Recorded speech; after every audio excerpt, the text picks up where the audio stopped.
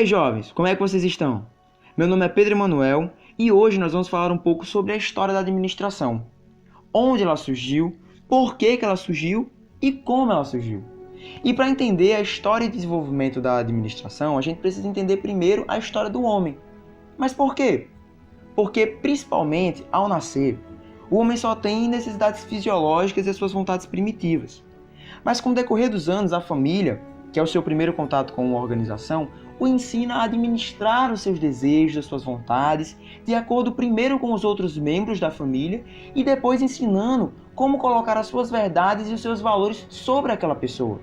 E é a partir daí que a história da administração confunde-se com a própria evolução social do homem. Partindo desse princípio, nós chegamos a algumas conclusões, porque nós precisamos olhar para o homem muito tempo atrás, muito no passado, como o homem se relacionava com as sociedades antigas e com a própria família. E aí a gente começa a perceber que para manter o equilíbrio na convivência social, o homem na delegação de tarefas, no controle da caça, surgiam as primeiras atitudes administrativas, propiciando assim a sobrevivência dos indivíduos de determinado grupo e a perpetuação da espécie em todo o planeta. Na história, há relatos de cerca de 13 mil anos atrás, onde um grupo, conhecido como Homo sapiens, nossos ancestrais, que até então vinham dominando o mundo, se estabeleceram no Oriente Médio e mais ou menos nessa época começaram a praticar algumas coisas como agricultura e pecuária. Mas tudo não começou exatamente aí. Tudo começou mais ou menos há mais de 6 mil anos atrás, na região onde hoje fica o Oriente Médio, nas famosas revoluções urbanas. Nesse momento, temos o desenvolvimento das primeiras cidades, consequentemente, o desenvolvimento dos primeiros administradores. A formação de cidades que antes não existiam demandou um grande gasto de recursos, e nesse momento de produção, os primeiros mecanismos de administração começam a surgir. Muitos conceitos que conhecemos hoje se desenvolveram nessa época e foram progredindo até chegar nos complicados e complexos termos administrativos que nós temos hoje. Para nós começarmos a entender como a administração começou a formar essas cidades e foi importantíssima para essas primeiras populações, um grande povo que é importante a gente conhecer são os mesopotâmicos. Porque na Mesopotâmia, quase toda a formação urbana estava voltada para rios, e esses rios eram importantíssimos para as comunidades que estavam às margens da bacia. Só que não só para elas, para aquelas também que estavam distantes. E para que essa água atingisse todos os locais, precisava-se de um responsável, um administrador, alguém que pudesse coordenar todo o processo de irrigação e desenvolvimento para que a água chegasse com qualidade e no tempo das cheias. A responsabilidade desse caso ficou a cargo dos sacerdotes, que nós podemos colocar como uma espécie de primeiros administradores. A aplicação deles era tal que até centros administrativos foram criados para reorganizar melhor as demandas do povo, nas quais vários funcionários trabalhavam e utilizavam de técnicas administrativas, claro que mais primitivas, para manter arquivos registrados de forma efetiva, como livros, papiros, cartazes e algumas outras informações sobre o povo da época. Mas os mesopotâmicos não são os únicos. Em outra área muito próxima da Mesopotâmia, outra civilização hidráulica também se desenvolveu, o Egito. A sociedade egípcia tinha complexas estruturas que só poderiam ser desenvolvidas e construídas a partir de processos administrativos. Uma sociedade tão complexa como o Egito Antigo jamais sobreviveria por tanto tempo sem organização. Suas construções, seus processos humanos, seu contato com a natureza eram cercadas por dificuldades, o que tornava a presença de um administrador essencial naquele contexto. Um dos problemas que os egípcios enfrentavam eram as recorrentes enchentes e secas do Rio Nilo, que forçavam os egípcios a se organizarem a longo prazo e preverem quando aquela maré ia subir, pois se eles não se administrassem, esse processo traria vários problemas graças às fortes enchentes. Mas a sua organização referente ao Rio Nilo não é mais conhecida dos povos egípcios, mas sim o seu planejamento e organização nas construções das pirâmides. Nós temos que pensar que para os egípcios construírem as pirâmides, eles resolveram um problema gigantesco de administração e engenharia, muitos e muitos séculos antes desses conceitos sequer existirem. É bom usar sempre exemplos.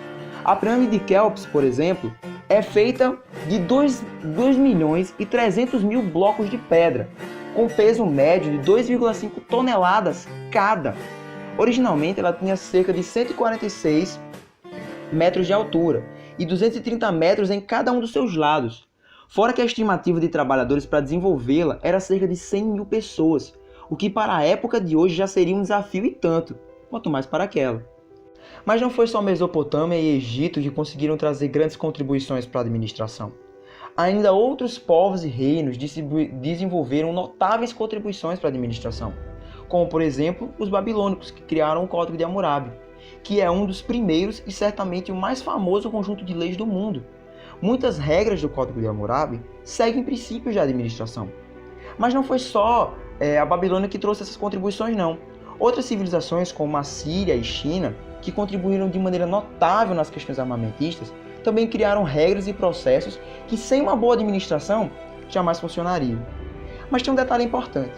Todas essas civilizações que nós citamos até agora, como China, Babilônia e Egito, que viviam na região oriental do mundo, essas civilizações se desenvolveram bastante sim. Mas depois de alguns séculos de desenvolvimento do auge dessas populações, outros povos ocidentais começaram a surgir. E algo que é muito interessante é porque eles trariam um novo passo para a administração, uma nova forma de governar, uma nova forma de se portar, e esses povos trariam um novo patamar para a administração. Nós estamos falando dos grandes impérios ocidentais, Grécia e Roma. Para a gente conseguir entender Grécia e Roma, a gente precisa partir do início e falar um pouco sobre o povo grego, porque a Grécia Antiga traz as primeiras contribuições para o processo de administração, que logo depois seria um pouco aperfeiçoado e também mudado pelos povos romanos. Mas de início não era bem assim. A vida econômica na Grécia possuía um caráter totalmente agrícola. Enquanto os homens saíam de suas casas para realizar atividades externas, como cultivar, plantar ou até produzir algum tipo de material bélico, a mulher era destinada a simplesmente seguir atividades domésticas, como lavar, cozinhar, costurar e cuidar das crianças. Mas existem duas grandes contribuições que tanto a Grécia, como Roma no futuro irá contribuir também, mas que principalmente a Grécia irá trazer para a administração, que é a democracia e o comércio, a troca de materiais. Porque de início o sistema de trocas grego funcionava para você adquirir novas mercadorias a partir de utensílios que você já tinha. Por exemplo, um pastor de ovelhas poderia trocar leite e lã por utensílios que ele buscasse para alguma melhoria ou de algum outro povoado. Só que mais para frente, esse sistema que funcionava como uma simples troca de elementos iria ser abandonado pela criação da moeda, que por volta de alguns séculos mais para frente iria transformar a Grécia em um povo extremamente comercial, o que seria um dos grandes passos da administração, a criação do comércio. Mas não só isso, o desenvolvimento também da democracia. A atividade política, que era exercida principalmente na cidade de Atenas, era extremamente importante tanto para nós hoje como para as pessoas daquela época. A democracia ateniense era baseada na igualdade de todos perante a lei, e por sua vez, procuravam se fazer com que todos os povos governassem como se fossem um só. O principal instrumento de tal democracia consistia na participação de todos. Claro que esse todos era no contexto da época, onde apenas homens maiores de 18 anos e que não fossem estrangeiros, tinham que ser gregos, pudessem participar. Mas dentro desse contexto, ainda assim, os primeiros passos para a democracia em que eram dados nas grandes assembleias foram importantíssimos para o desenvolvimento do que seria a democracia hoje. Mas é bastante importante citar que, ao longo do desenvolvimento da sociedade grega, eles chegam a atingir um patamar em que seria basicamente o seu último momento na história, que é o período helenístico. No momento em que eles chegam ao período helenístico, em que eles passam por uma revolução cultural, eles atingem o que seria o seu último momento na história. Porque mais ou menos no mesmo momento em que eles estão se desenvolvendo, uma das civilizações mais notórias da humanidade acaba surgindo, que é Roma. E nesse momento, Roma consegue iniciar os seus primeiros passos como uma gigantesca civilização. E é aí que ela começa a abrir parte e começa a tomar frente em muitos quesitos que antes eram vistos como exemplo e como grande referência na Grécia, e agora são passados a Roma. Um valioso destaque que nós podemos dar à sociedade romana, com certeza são as suas contribuições e os seus legados deixados vivos até hoje na história da sociedade.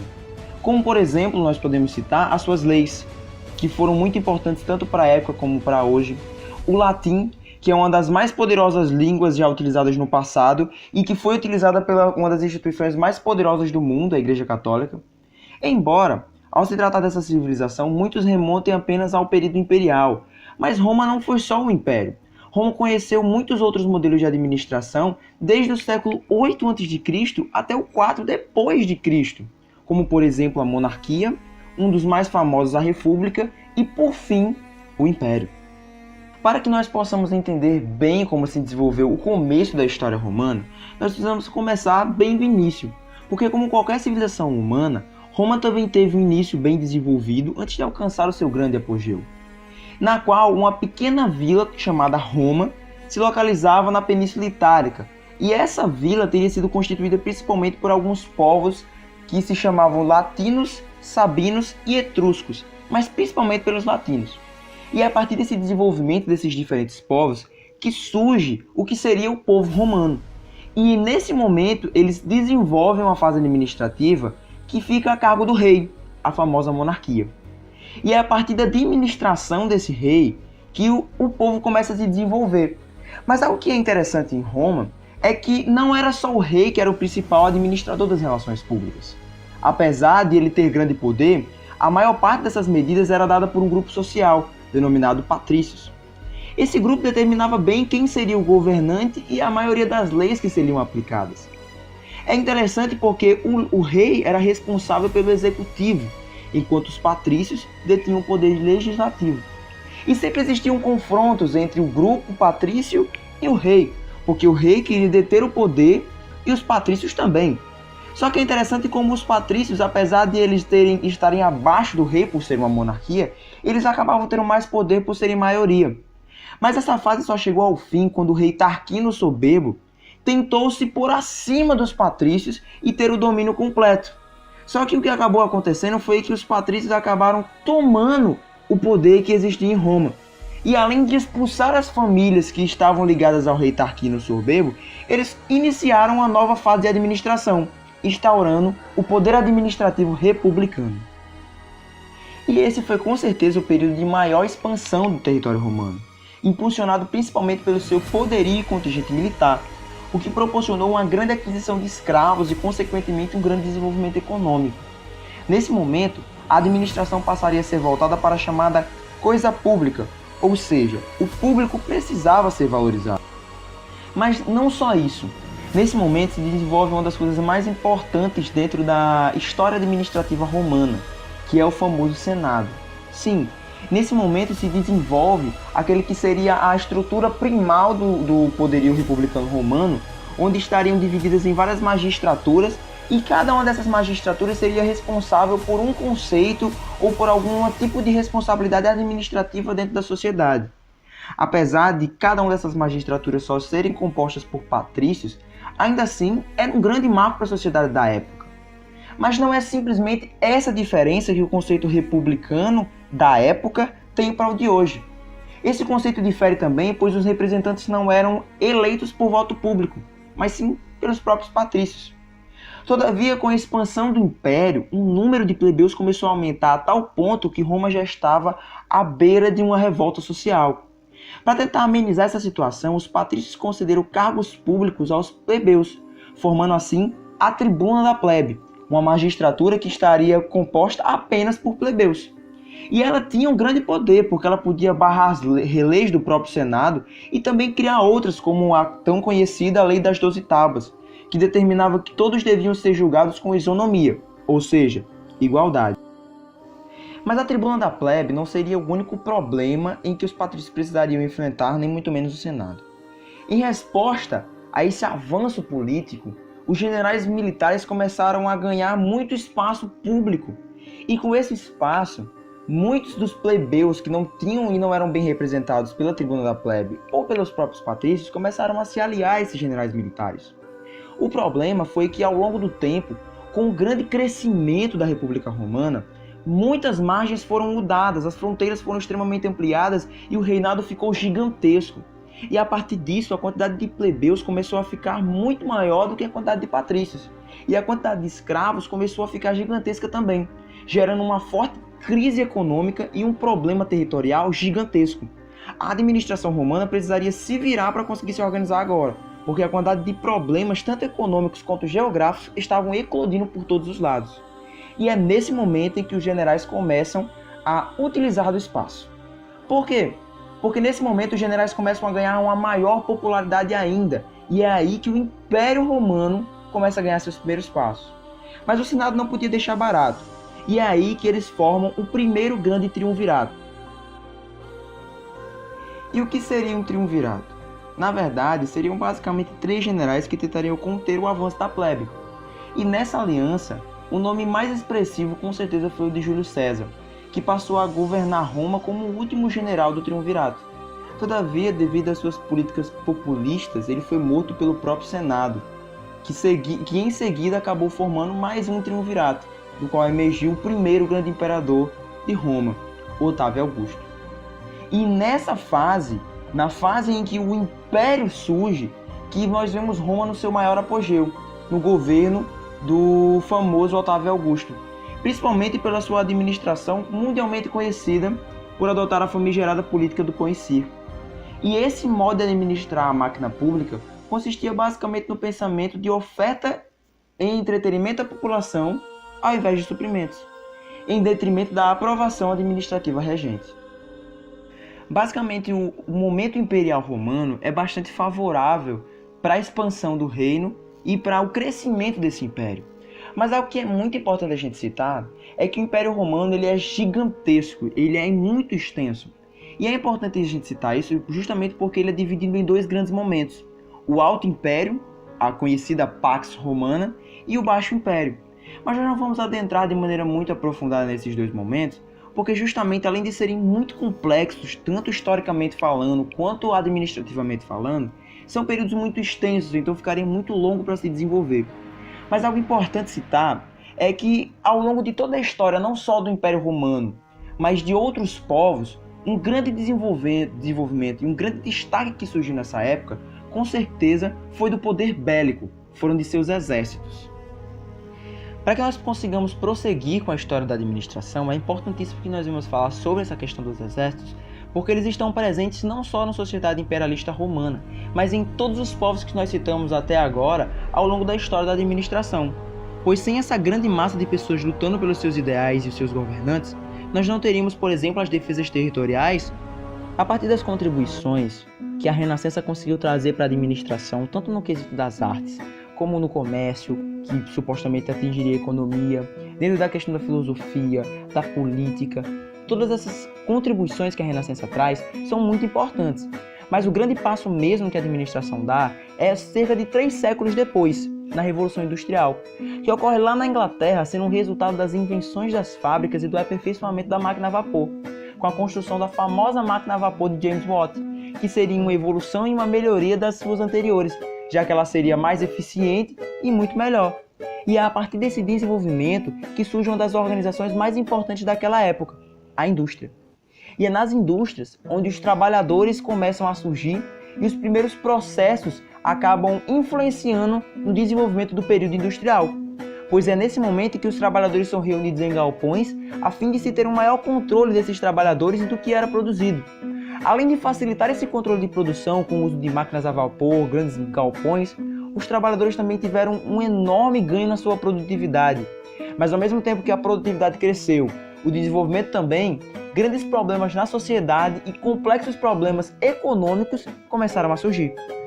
Nas fábricas, os trabalhadores ficavam expostos às péssimas condições de trabalho, ficando à disposição dos capitalistas, que agora também eram os donos das indústrias. Os proletários eram obrigados a trabalhar cerca de 16 horas por dia, podendo chegar a 20 horas diárias. Nem as crianças fugiam dessa situação, sendo obrigadas a trabalhar 14 horas por dia e que após uma reforma foi reduzido para 12 horas, mas mesmo assim, sendo considerado na época pouco tempo de trabalho. Com todos os trabalhadores reunidos no mesmo lugar, os artesãos perderam a necessidade de saber todo o processo de fabricação de algum produto. Agora, ele é especializado em operar máquinas da indústria, fazendo com que os produtos perdessem o toque humano que um artesão dava. A ênfase foi fixada na eficiência, que é atingir o produto final gastando o mínimo possível, não importando o custo humano e social. Em uma cultura que encorajava e aceitava a exploração das fábricas e trabalhadores, eles se tornavam completamente dependentes do emprego e à mercê daquela situação. Com tudo isso, aliado à grande concentração de pessoas nas indústrias e cidades, fato que facilitava muito a comunicação e a organização, resultaram em um potencial conflito entre os trabalhadores e os empresários, os famosos capitalistas. Então, só no início do século XIX, por volta de 1800, surgiram os primeiros sindicatos, que possuíam o intuito de proteger o salário dos trabalhadores.